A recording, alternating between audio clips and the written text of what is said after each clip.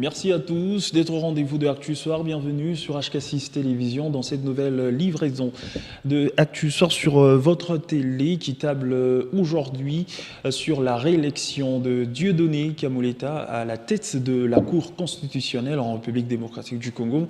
Pour quels enjeux? On va en parler ce soir avec Messieurs Gloire Kawaya qui est un analyste politique indépendant. Messieurs Gloire, bonsoir et bienvenue. Bonsoir, M. Nadance. Je vous remercie pour l'invitation offerte à ma personne. Voilà, avec vous, nous allons justement parler de cette réélection de Dieudonné Kamoleta. D'abord, d'emblée, pour commencer, cette réélection était-ce prévisible, selon vous? Exactement, vu justement le combat qu'il mène, vu également la prépondérance de cette Cour constitutionnelle, il a fallu à ce qu'il y ait d'abord une continuité de ces affaires qui sont justement juridiques. Il a fallu justement que ces présidents qui étaient là puissent continuer dans la continuité justement de l'État. Et nous pensions que malgré qu'une partie, une tierce conteste aussi cette réélection du point de vue politique, parce que nous avions, et nous peut-être nous aurons l'occasion de l'épulcher dans le cours de cette interview, nous avions vu qu'il y a eu beaucoup de dossiers politiques qui ont surgi dans sa mandature, mais nous pensons qu'il a fallu quand même qu'il y ait une continuité au niveau justement de cette Cour, et il y a eu élection et justement c'est lui qui a eu à remporter. Alors justement, en ce qui concerne ce qu'il a eu à exercer lors de son premier mandat de 3 ans, alors comment avez-vous d'abord évalué le fonctionnement de la Cour constitutionnelle lors de ce premier mandat avec les traitements des différents dossiers, notamment les élections de 2023 passées, l'affaire Bukanga-Lonzo? Comment jugez-vous son premier Pratiquement, mandat? ce sont ces deux affaires qui ont eu à émailler, qui ont eu justement à déranger la Cour constitutionnelle du point de vue de traitement, parce que vous conviendrez avec moi avec l'année 2023 qui a été beaucoup plus une année agitée en termes des élections, et ça quand même bien tombé parce que la Cour constitutionnelle est également l'arbitre du contentieux des élections présidentielles mais aussi législatives. Donc c'était pratiquement convergent que la Cour puisse quand même s'imprégner de cette réalité-là. Mais nous avions vu qu'il y a eu la validation mais aussi l'invalidation de certains députés ou de certains députés, même des candidats au niveau de la présidentielle. Et vous conviendrez que si vous prenez le cas de différents députés, il y a eu ceux qui ont été attrapés, le mettre dans le sac au niveau de la corruption, au niveau de la manipulation avec le machine à voter, et nous avions vu qu'on les a quand même invalidés.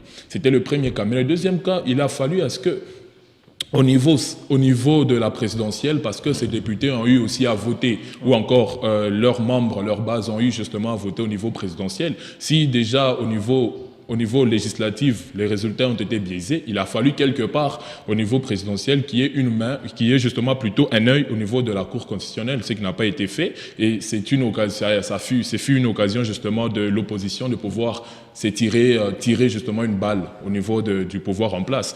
Ça, c'est le premier cas. Il y a eu également le deuxième cas, celui de Matata Ponyo, qui jusque-là est un débat ahurissant parce que ça invite à tout le monde de s'interroger sur cette question, d'autant plus qu'aujourd'hui Matata Ponyo a disparu, on ne sait plus le repérer, mais au moins son dossier était un dossier clivant. Pourquoi je le dis clivant? Parce que vous conviendrez que l'arrêt de la Cour constitutionnelle, même si cet arrêt ne fait preuve ou ne fait pas débat, ne doit faire aucun débat justement, la Cour a rendu son verdict, mais un verdict qui est encore protesté par l'opposition.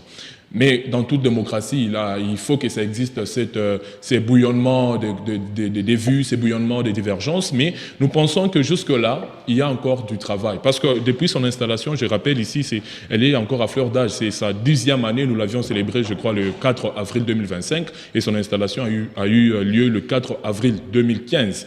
Donc, vous conviendrez qu'au niveau de la Cour constitutionnelle, elle demande encore beaucoup plus de maturité, et dans les jours à venir, j'ose être futuriste, permettez, que la Cour va encore plus s'acquérir de maturité à gérer les affaires de l'État. Alors justement, au regard de l'actualité de l'heure en République démocratique du Congo, quels sont selon vous les enjeux de cette réélection de Kamoleta? Les enjeux sont énormes, les enjeux permettez sont énormissimes. Pourquoi? Parce qu'aujourd'hui, il faut d'abord que la Cour puisse renforcer son indépendance. Voilà. Son indépendance, au niveau justement de ses arrêts, au niveau de son fonctionnement. Deuxièmement, il faut aussi que la Cour justement puisse gagner la crédibilité auprès plutôt de la population. Et cette population qui est aussi biaisée, qui est colorée aussi de la majorité, de l'opposition et tout ça, donc sur le plan politique justement.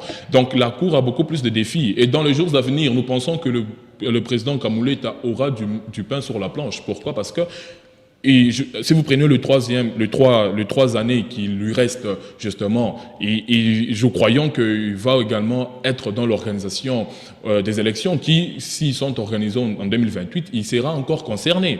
Donc il faut quand même qu'aujourd'hui, dans ce que nous sommes en train de voir, que le président Kamuleta puisse aussi renforcer au niveau de l'indépendance, puisse renforcer sa crédibilité au niveau de la population. Est-ce une tâche facile, cette indépendance-là? Oui, justement, une tâche facile au niveau de l'éthique, parce que nous sommes appelés justement à être du bon sens, à promouvoir le bon sens, à promouvoir les valeurs, à promouvoir le civisme, le patriotisme.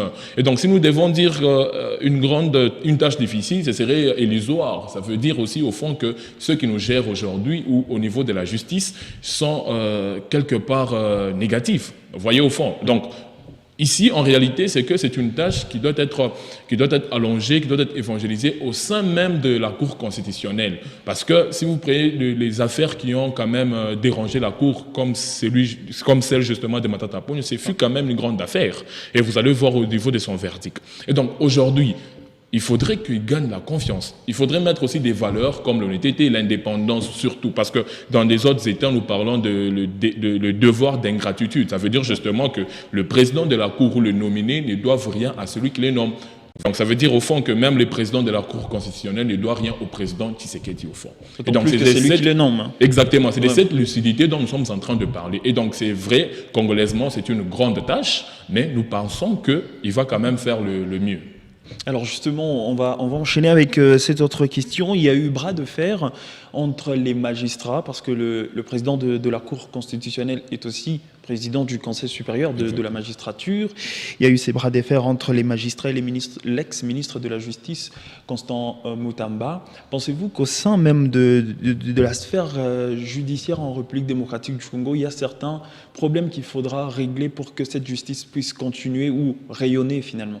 Exactement, je crois, je le dis sur ce même plateau de HK6, c'est que aujourd'hui, bibliquement parlant, même si l'État est laïque, c'est que c'est la justice qui élève une nation. Donc de ce point de vue, il est pratiquement évident que nous puissions quand même matérialiser cela, nous puissions quand même donner à la justice des moyens pouvant lui permettre de donner une justice qui est équitable, une justice qui est indépendante. Et donc au niveau justement de la Cour, de la Cour constitutionnelle, qui se voit aujourd'hui entachée de beaucoup d'affaires, même l'affaire justement de Constant Mutamba est une affaire qui est au niveau de la Cour de cassation, mais d'ailleurs aujourd'hui je crois qu'il doit se présenter, mais vous voyez qu'il demande à ce qu'il y ait une lucidité, qu'il n'y ait plus de problèmes ou des rendements des comptes. Voilà. Pourquoi? Parce qu'il y a jusque-là, il y a des supputations, mais moi je ne voudrais pas un peu spéculer là-dessus, mais il y a des spéculations qui disent que l'ex ou le ministre honoraire Constant Mutamba avait des problèmes avec le corps de la magistrature. Donc c'est aussi un autre problème, qu'il faille à ce que la Cour constitutionnelle puisse s'imprégner dans sa grandeur, parce que c'est la haute cour pouvant justement réglementariser ces affaires-là, et enfin nous donner quand même une justice qui répond aux besoins de notre population. Et donc la crédibilité est évidente à ce que tout le rendement, tout ce que la justice peut faire puisse avoir de la crédibilité et surtout la confiance, voire même la transparence auprès de notre population. Voilà, la transparence auprès de la population, et on va justement en chutant avec cette émission.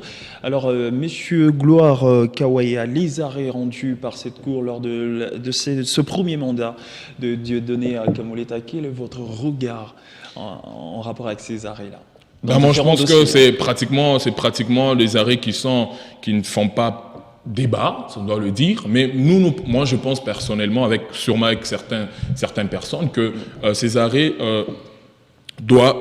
ont été critiqués.